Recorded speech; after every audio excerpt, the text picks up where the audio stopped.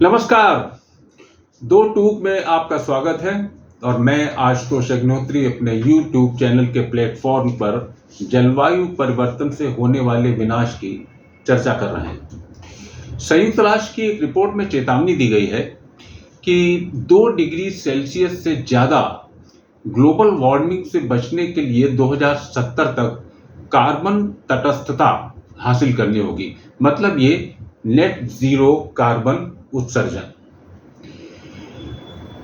हम अभी से लेकर 2030 के बीच जो भी करेंगे उससे ये तय होगा कि हम तापमान वृद्धि को 1.5 डिग्री सेल्सियस तक कम कर पाते हैं या नहीं।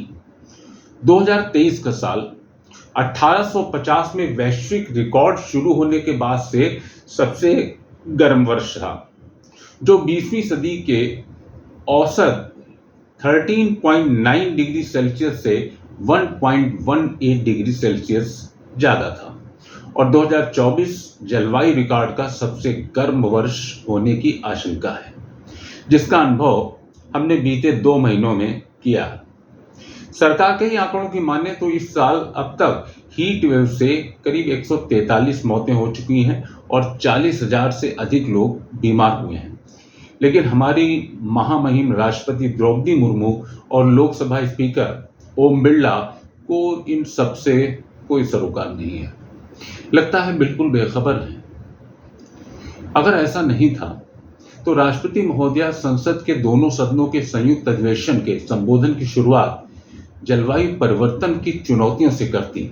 कम से कम मानव जाति के लिए इस गंभीर चुनौती का उल्लेख करना तो बनता था, लेकिन अफसोस ऐसा हुआ नहीं। अच्छा होता कि राष्ट्रपति द्रौपदी मुर्मू आपातकाल पर केंद्रित अपने भाषण की जगह जलवायु परिवर्तन को केंद्रीय विषय बनाती। 25 जून को लागू आपातकाल को 49 साल बाद उल्लेख करने की कोई प्रासंगिकता नजर नहीं आती, सिवाय इसके कि विपक्ष संविधान बचाओ का नारा देकर और उसके सदस्य हाथ में संविधान की प्रतियां लेकर सदन में पहुंचे थे। 2024 के लोकसभा चुनाव में भी कांग्रेस ने इसे मुद्दा बनाया था और उसे उसका लाभ भी मिला। विपक्ष के इस हमले का जवाब सत्ता पक्ष यानी कि एनडीए या भाजपा को देना बनता था, लेकिन सरकार के इशारे पर राष्ट्रपति पार्टी बन गई और विपक्ष के हमले का जवाब उन्होंने अपने संबोधन में दिया कि आपातकाल संविधान पर सीधा हमला है। निसंदेह राष्ट्रपति सरकार के तैयार भाषण को पढ़ने को प्रतिबद्ध हैं, यह उनकी नैतिक जिम्मेदारी है, लेकिन सरकार से अधिक उनकी जिम्मेदारी देश के प्रति है। क्या 49 साल पहले की घटना जलवायु परिवर्तन से अधिक प्रासंगिक है? भारत ही नहीं, पूरा विश्व इससे प्रभावित है और अगर समय रहते सही कदम नहीं उठाया जा गया तो पूरी मानव जाति को समाप्त होने से रोका नहीं जा सकेगा। निश्चित ही सरकार इतनी संवेदनशील नहीं है कि वह उसके द्वारा तैयार भाषण में जलवायु परिवर्तन का उल्लेख करती, नहीं तो राष्ट्रपति उसका उल्लेख अवश्य करती। फिर भी राष्ट्र की मुखिया होने के नाते उनसे इतनी तो संवेदनशीलता की अपेक्षा की ही जाती है कि वह उस विषय पर राष्ट्र को संबोधित करती जो मानव जाति के लिए या मानव जाति के सामने एक सबसे बड़े खतरे के रूप में खड़ा है। जलवायु परिवर्तन से अभी तो केवल मौतें और बीमारी हो रही हैं। अगर सही कदम नहीं उठाए गए तो गरीबी व भूखमरी बढ़ेगी, लाखों की संख्या में लोग पलायन करेंगे। क्या राष्ट्रपति तब जागेंगी? सरकार द्वारा तैयार भाषण से इतर अगर वह अपनी अंतरात्मा के आवाज पर जलवायु परिवर्तन को नियंत्रित करने का आह्वान करती तो सरकार की कौन सी नीति का उल्लंघन हो रहा था या कौन सा पहाड़ टूट पड़ता? दुख तो यह है कि विपक्ष के हमले का जवाब देने के लिए राष्ट्रपति के अभिभाषण को हथियार बनाया गया और उसके लिए एक पृष्ठभूमि तैयार की गई। अभिभाषण के पहले लोकसभा स्पीकर ओम बिरला ने आपातकाल के खिलाफ एक निंदा प्रस्ताव रखा और फिर न केवल राष्ट्रपति बल्कि उपराष्ट्रपति जगदीप धनखड़ का भाषण भी आपातकाल के खिलाफ ही रहा।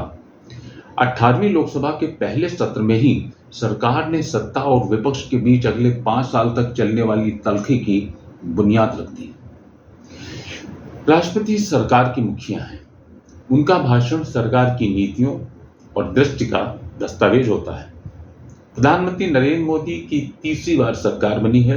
राष्ट्रपति को मोदी के तीसरे कार्यकाल का रोड मैप बताना चाहिए था, न कि सत्ता और विपक्ष की राजनीतिक लड़ाई का मोहरा बनना चाहिए था। राष्ट्रपति तो संथाल आदिवासी समाज की है। उन्हें मालूम होगा कि जलवायु परिवर्तन का सबसे अधिक और सबसे पहले प्रभाव गरीबों पर ही पड़ेगा और प्रभावित होने वाला सबसे धनी व्यक्ति अंतिम होगा। इस देश में भला जनजातियों से गरीब और कौन होगा? राष्ट्रपति को अपने समाज का भी ख्याल नहीं आया।